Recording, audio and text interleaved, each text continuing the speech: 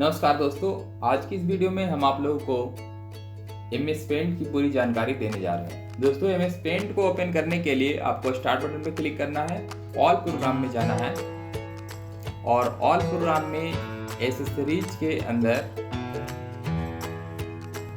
Paint का icon आपको दिखाई देगा। इस पेंट पे क्लिक करते ही पेंट एप्लीकेशन ओपन हो जाता है। इसके अलावा दूसरा जो तरीका है पेंट एप्लीकेशन को ओपन करने के लिए, उसके लिए स्टार्ट बटन पर क्लिक करें। नीचे आपको सर्च बॉक्स दिखाई देगा। इस सर्च बॉक्स में आपको लिखना है पेंट। जैसे ही आप पेंट लिखिएगा, सर्च करके सिस्टम सबसे ऊपर में आपको पेंट का आइकन दिखा देगा।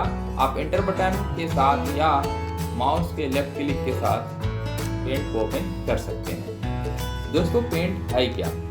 पेंट विंडोज के द्वारा यानी कि ऑपरेटिंग सिस्टम सॉफ्टवेयर के द्वारा प्रोवाइड किया जाने वाला एक ड्राइंग सॉफ्टवेयर है, जिसके माध्यम से हम लोग किसी भी तरह का ड्राइंग क्रिएट कर सकते हैं। इसमें बहुत सारे फीचर्स और टूल्स हमें दिए गए हैं, जिसकी सहायता से हम लोग जिस तरह का पिक्चर सोच सकते हैं उस तरह के पिक्चर को क्रिएट कर सकते हैं। इसका यूज अलग अलग एप्लीकेशन पे भी कर सकते हैं। जैसे कि अगर आप MS पावर पॉइंट में काम कर रहे हैं, वर्ड में काम कर रहे हैं और वहाँ पर किसी तरह का सिंबल आपको बनाना पड़ गया या किसी तरह का पिक्चर को ऐड करना पड़ा और जहाँ पर आपको उस तरह का पिक्चर नहीं मिल पा रहा, ना नेट पे मिल रहा और ना कहीं से अवेलेबल है, तो वैसी स्थिति में हम लोग पेंट में आकर उस पिक्चर को अपने तरीके से ड्रॉ करके वहाँ पर यूज कर सकते हैं। किसी नए तरह का सिंबल को बना करके उसे यूज कर सकते हैं। तो इसी कारण से MS पेंट का यूज किया जाता है और इसीलिए विंडोज 7, विंडो 10, विंडो 11 या इससे बैक विंडो XP किसी भी वर्जन में हम जाएं, विंडोज का जो ऑपरेटिंग सिस्टम सॉफ्टवेयर था वह सभी वर्जन में अपने साथ पेंट को प्रोवाइड किया है, ताकि हम अपने कामों को आसान बना सकें। तो चलिए आप समझते हैं पेंट के इंटरफेस को और पेंट के कार्यों को। जब भी आप पेंट एप्लीकेशन को ओपन करते हैं तो आपको इसी तरह का इंटरफेस दिखाई देगा। इसमें सबसे ऊपरी हिस्सा जहाँ पर लिखा हुआ है अनटाइटल पेंट, इसे टाइटल बार कहते हैं। इसे टाइटल बार इसलिए कहा जाता है क्योंकि इसमें आपके एप्लीकेशन का टाइटल और आपके फाइल का टाइटल दिखाता है। तो यहाँ पर देखिए, एप्लीकेशन का टाइटल पेंट दिखा रहा और फाइल का टाइटल अनटाइटल दिखा रहा है, क्योंकि हमने इसे अभी सेव नहीं किया है, ये अभी अभी बना हुआ ही है। हम अगर इसे किसी भी नाम से सेव कर देते हैं तो यहाँ पर वो नाम आ जाएगा जिस नाम से हम फाइल को सेव करेंगे। उसके बाद दोस्तों, इधर मिनिमाइज, मैक्सिमाइज और क्लोज बटन है। इन तीनों का यूज भी हम आप लोग को ऑलरेडी बता चुके हैं, फिर भी बता देते हैं। क्लोज से हमारा करंट एप्लीकेशन क्लोज होता है यानी बंद हो जाता है। ये मैक्सिमाइज और रीस्टोर डाउन है, अगर एक साथ हमें दो एप्लीकेशन पे वर्क करना रहता है तो इसका यूज करते हैं। और ये मिनिमाइज है, इस एप्लीकेशन को कुछ देर के लिए करेंटली छोड़कर हमें दूसरे एप्लीकेशन पे जाना होता है तो इसका यूज करते हैं। इसके बाद इधर आप देख पा रहे हैं जिस एरिया में ये छोटे छोटे टूल्स हैं, इसे क्विक एक्सेस टूल बार कहते हैं। इसे क्विक एक्सेस टूल बार इसलिए कहा जाता है क्योंकि इसमें वे सभी टूल्स होते हैं जो हमें ज़्यादातर यूज करना होता है और क्विकली यूज करना होता है। इसमें आप और भी नए टूल को ऐड कर सकते हैं। इसके लिए आपको ये पॉइंटर पे क्लिक करना है और यहाँ पर आप देख पा रहे हैं कि बहुत सारे जो क्विक एक्सेस करने वाले टूल्स हैं वहाँ पर दिए हुए हैं। इसमें से अगर आप किसी को भी ऐड करना चाहते हैं, जैसे हम न्यू को ऐड करना चाहते हैं तो न्यू पे चेकआउट करें। आप देख पा रहे हैं कि यहाँ पर न्यू का एक ऑप्शन अवेलेबल हो गया, जहाँ से अब हम नए पेज इसी पर क्लिक करके ले सकते हैं। इसी तरह से अगर आप किसी टूल को हटाना चाहते हैं तो वापस उस पर अनचेक कर दें तो हट जाएगा। देखिए, जैसे कि न्यू हट चुका है। अब इसी के जब हम नीचे आएंगे तो यहाँ पर आपको ऑप्शन दिखाई देगा शो बिलो द रिबन। इससे क्या होगा कि हमारा जो क्विक एक्सेस टूल बार है यह रिबन के नीचे आ जाएगा। देखिए, यह रिबन के नीचे आ गया।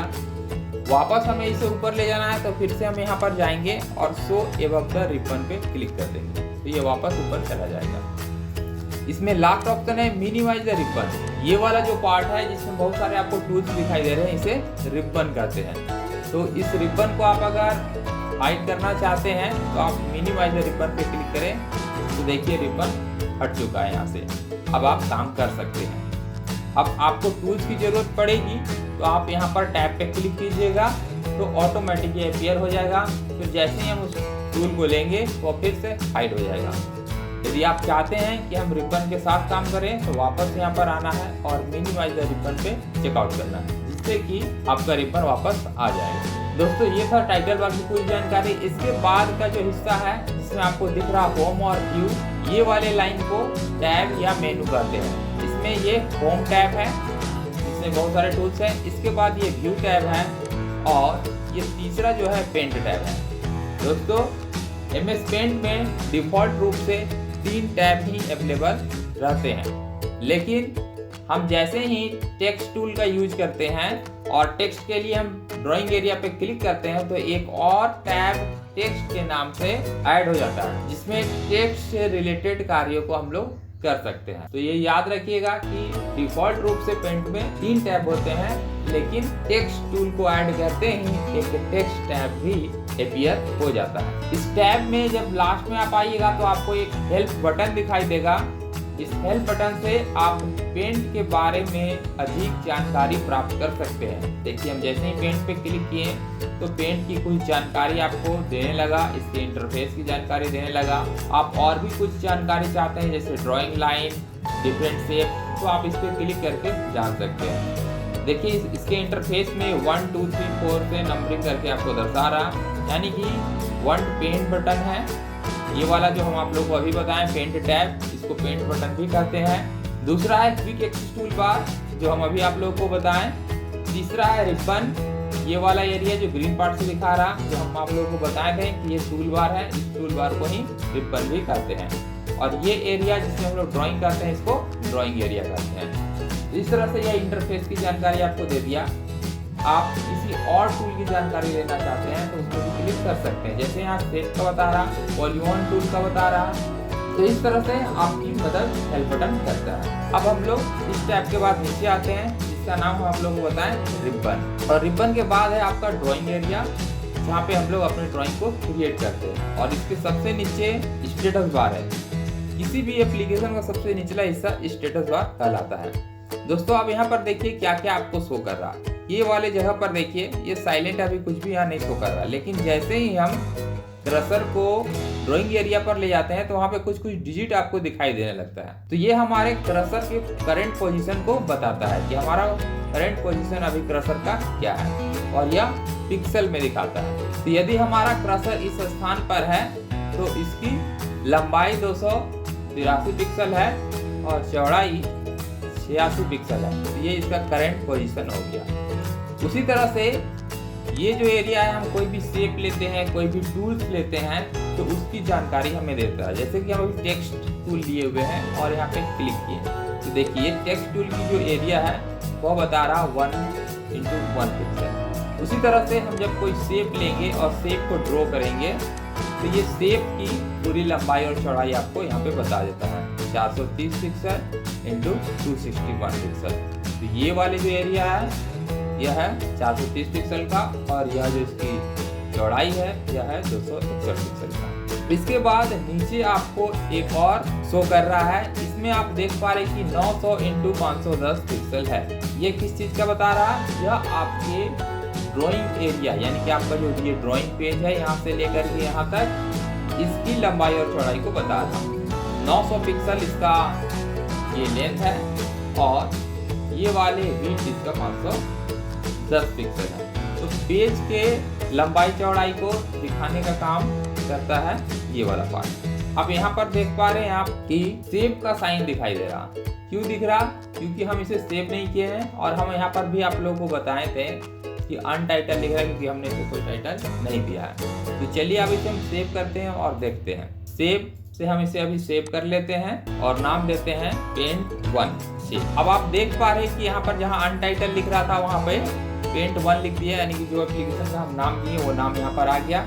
और यहाँ पर देखिए टोटल पेज की साइज बता दिया। ये पेज की लंबाई चौड़ाई है और ये पेज की साइज है। टोटल पेज का साइज कितना है?